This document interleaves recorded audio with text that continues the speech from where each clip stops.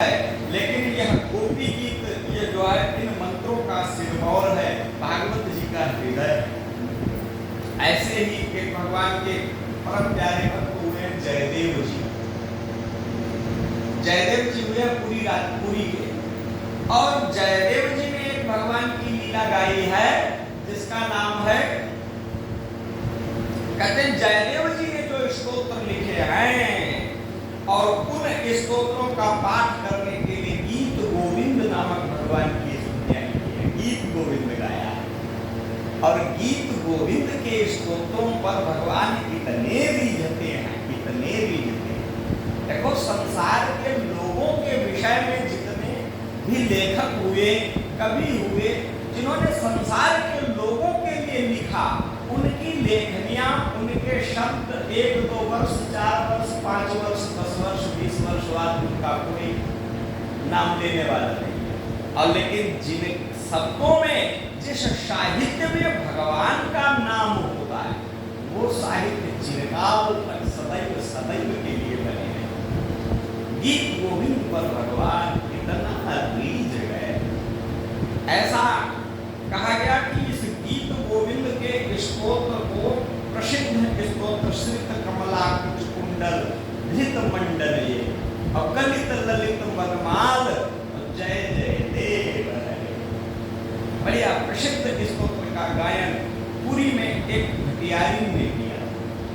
भटियारी में एक कुंज जिनके यहाँ सब्जी का व्यापार होता है, खेतों में सब्जी तैयार की जाती है। तो उनकी वह पुत्री क्या करे, खेत में बैंगन तोड़ रही थी, बैंगन, और बैंगन तोड़ते तोड़ते वो गीत गोविंद गा रही,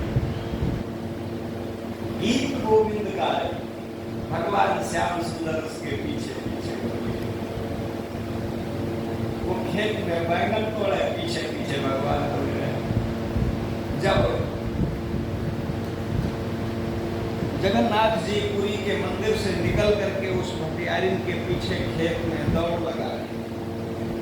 मंदिर के पुजारियों ने देखा, कहा भाई ये क्या बात थी, लाल जी कहाँ गए, भगवान जी कहाँ चले गए।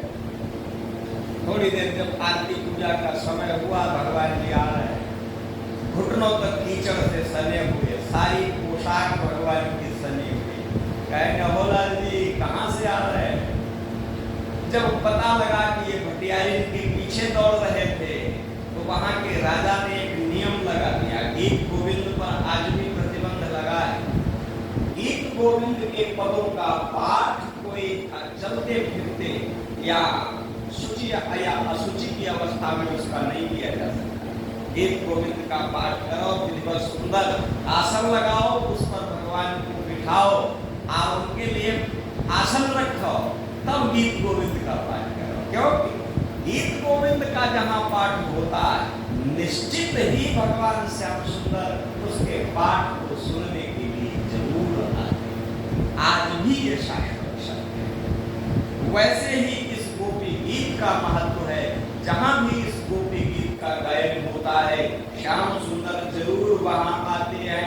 इस प्रकार से भगवान ने बड़ी विचित्र जो है लीला करी, राष्ट्रमंडल में लीला हुई। और इस लीला के उपरांत कहते हैं कि देखो,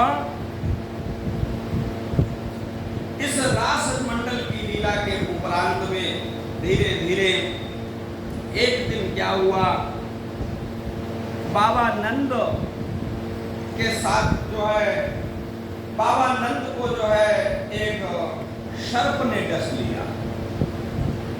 बाबा नंद को एक सर्प ने उसका पैर जो है बाबा नंद का पकड़ लिया, और भगवान ने जाकर के उस सर्प का अपने चरण से स्पर्श किया और इसका उद्धार हुआ। हम लोगों ने कथा श्रवण करी, ये इंद्र महाराज बनाए गए, ये इनका ही उद्धार द्वापर युग में हुआ।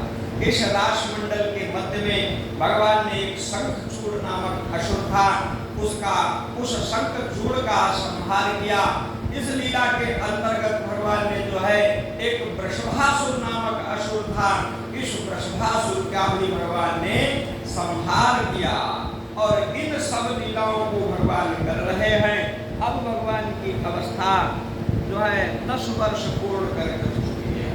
11 वर्ष में भगवान की आयु तब जो है एक दिन क्या हुआ, गिरिराज जी की तलहटी में भगवान श्याम सुंदर के दर्शन नारद जी करने आए। और नारद जी कहने दर्शन किए और नारद जी ने भगवान की बहुत प्रार्थना करने के बाद नारद जी कहने लगे कि हे भगवान, हे प्रभु, अब आप क्या वृंदावन में ही रमे रहोगे? अब आपकी वृंदावन ये ब्रज की लीला, निकुंज लीला और निर्भृत निकुंज की लीला की अवधि समाप्त हो रही है। अब दूसरी लीलाएं प्रारंभ। महाराज अभी आपको बहुत काम करना है, अभी आपको बहुत काम करना है मथुरा में। अब मथुरा लीला का शुभारंभ करिए, क्योंकि अभी आपको कंस का निग्रह करना है। कंस को चारूरम मुष्टिकम चैव मल्लानन्याश्च हस्तिनम और कंसम च निहितम द्रक्ष्ये परश्वो हनिते विभो। अभी आपको शंख चवकनम चारूर मुष्टिक इनका वध करना है। और किसको मारना है? हस्तिनम, हाथी कुबलया पीठ का उद्धार करना है। और कहते कंसम, कंस का उद्धार करना है। और तस्यानुशंख यवन, और फिर जो है शंखचूड़ का उद्धार करना है। और यवन है काल यवन, काल यवन का उद्धार करना है। और नरकस्य पारिजातानां पहरणमिन्द्रस्य पराजयम्, जरासंध का निग्रह करना है।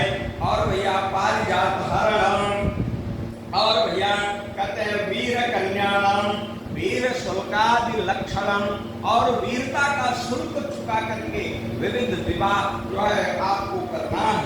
साथ में नरकस्य मोक्षणम, साक्षात भगवान आप भूल गए राजा नरे के इच्छा को बंसी वही कुआं बने तुम्हारी राह देख रहे, आप है नहीं पड़े नहीं हो, क्योंकि वृंदावन है उत्तर प्रदेश हम जमुना जी के किनारे, और नृत्य कहाँ बने पड़े? ये गुजरात में पड़े हैं, द्वारिका में है। कितनी दूरी वहां तुमको जाना होगा। ये सब अभी आपको कार्य करने हैं, तो इसलिए आप ऐसा करो, अब दूसरी लीला का आरंभ करो। इस प्रकार से नारद जी ने स्मरण दिलाया। नारद कहते हैं भगवान श्याम सुंदर ने कहा ठीक है। अब यहाँ से नारद जी जो है सीधे अपनी वीणा बजाए और नारायण नारायण करके कहाँ पहुंच गए? मथुरा में पहुंच गए। बोलिए गोविंद भगवान की जय। देखो नारद बाबा ऐसे व्यक्ति हैं, गुरु कैसा होना चाहिए? नारद जैसा होना चाहिए। हाँ, गुरु का बड़ा महत्व है। दत्तात्रेय जी ने 24 गुरु बनाए, उसमें एक गुरु था इनका लखेरी। लखेरी जानते हैं आपको? लखेरी क्या होता है? लखेरी एक कीट होता है, कीड़ा होता है। हम लोगों ने देखा होगा घरों में दीवार में वो मिट्टी का घर बना देता है, चिपका देता है, घर लगा देता है।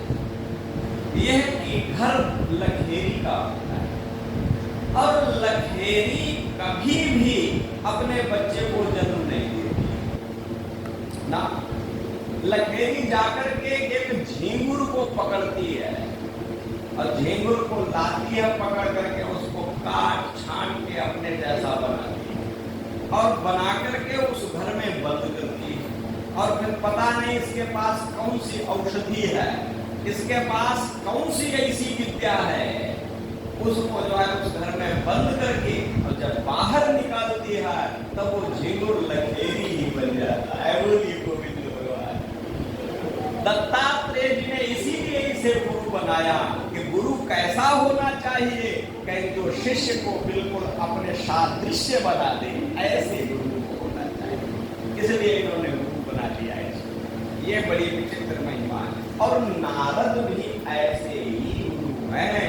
नारद जिस किसी को उन्होंने मिले फिर उसको बीच में नहीं छोड़ते, ले जाते हैं। वैकुंठ भगवान का सानिध्य प्राप्त कराए बिना भगवान नारद नहीं मानते। कंस के पास फिर पहुंच गए, कहने लगे राजन तुम क्यों चिंतित हो? कंस कहता है भगवान मैंने बहुत प्रयास किया, पूतना को भेजा, हमारे द्वारा भेजे गए समस्त असुर मारे गए, लेकिन हम अपने शत्रु को नहीं मार पाए। मगर नारद कहते हैं ठीक देखो, जहां पर शक्ति काम न आए, विद्वान पुरुष को चाहिए वहां पर युक्ति से काम करें। अब जब शक्ति काम नहीं आ रही है तो युक्ति से काम करो।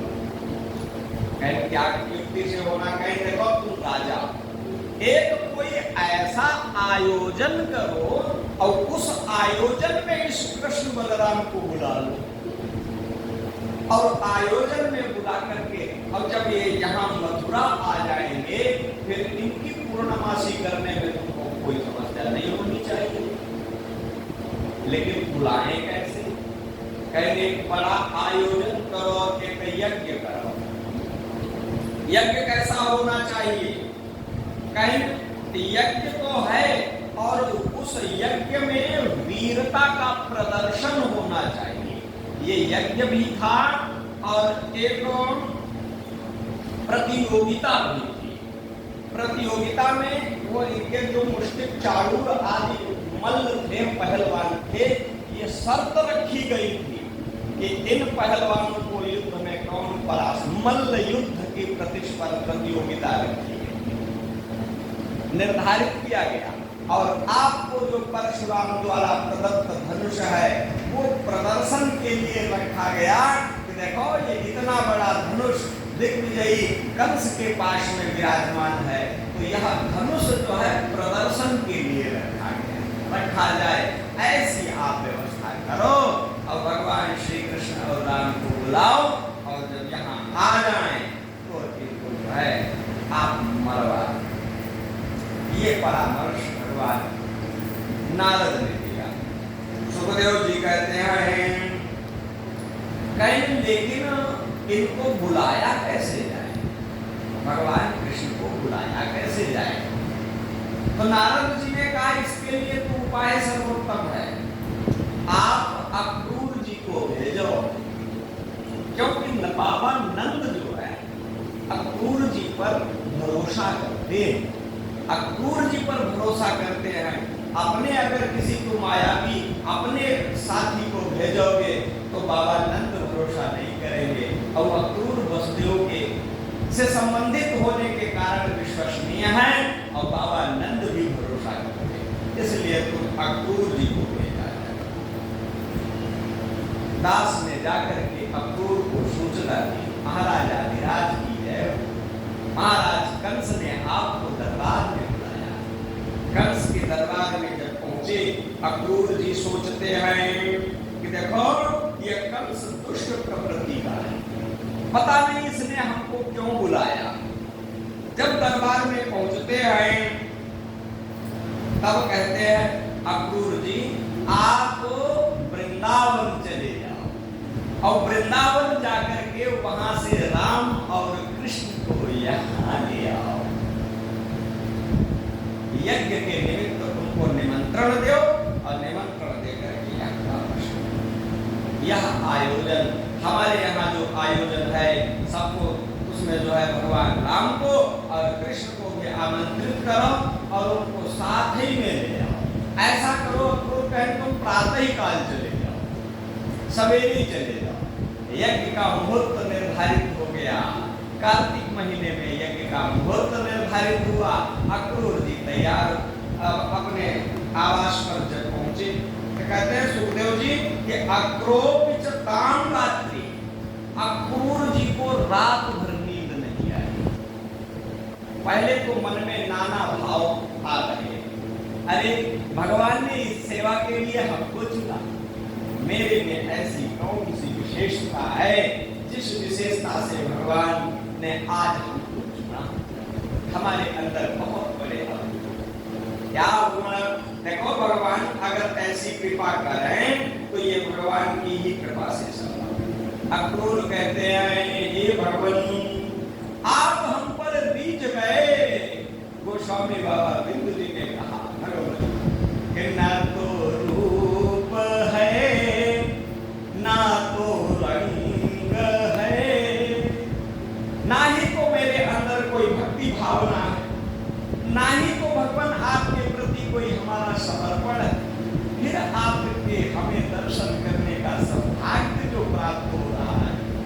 यह आपकी कृपा ही है, यह आपकी ही कृपा है। और क्या कहते हैं, प्रभु नफरत है जिनसे उन्हें सदा, जिन आदतों को कहीं भगवान तुम पसंद नहीं करते हो, और उन्हें अब गुणों से हूं मैं भरा, और वो ही सारे अवगुण हमारे हृदय में भरे। कटी कुटिलता है, कपट भी अभी है, हठ भी है, अभिमान है।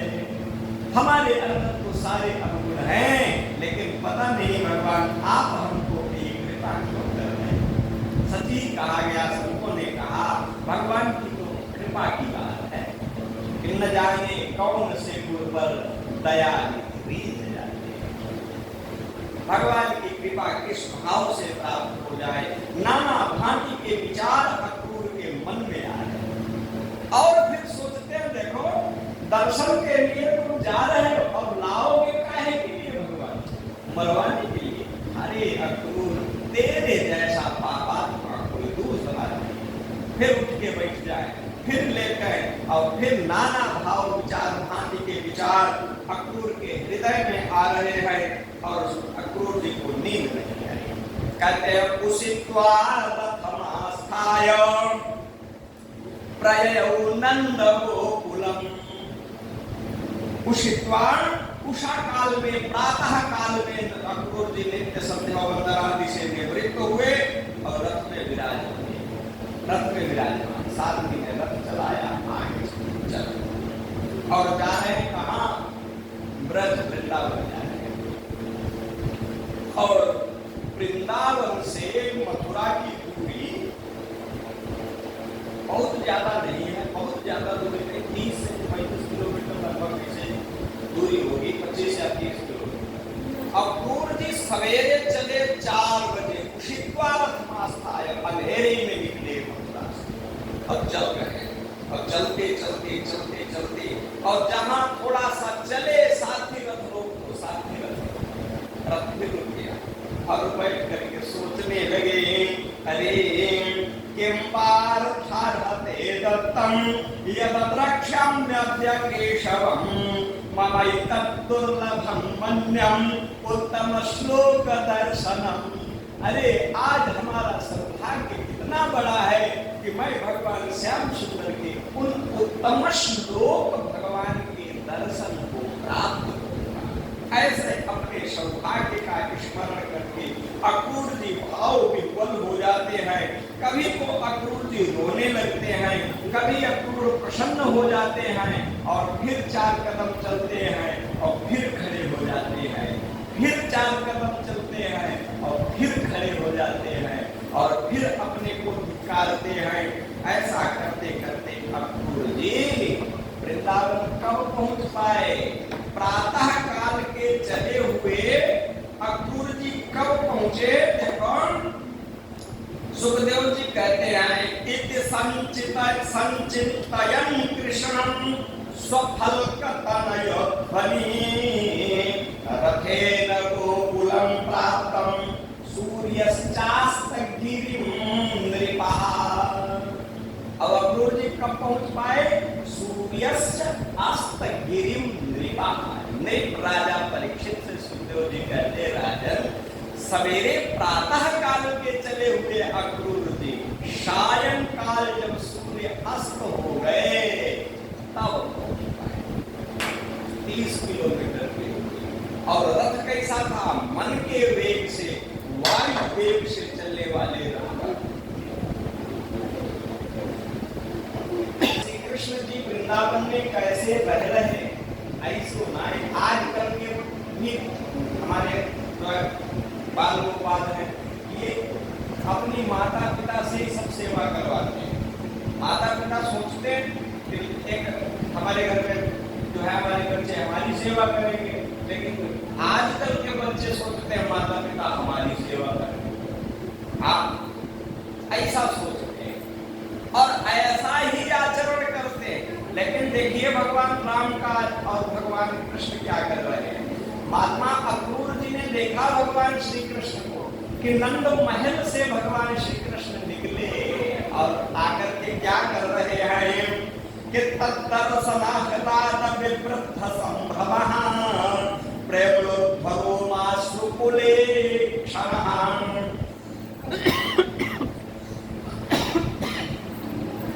अश्रुकुल कुला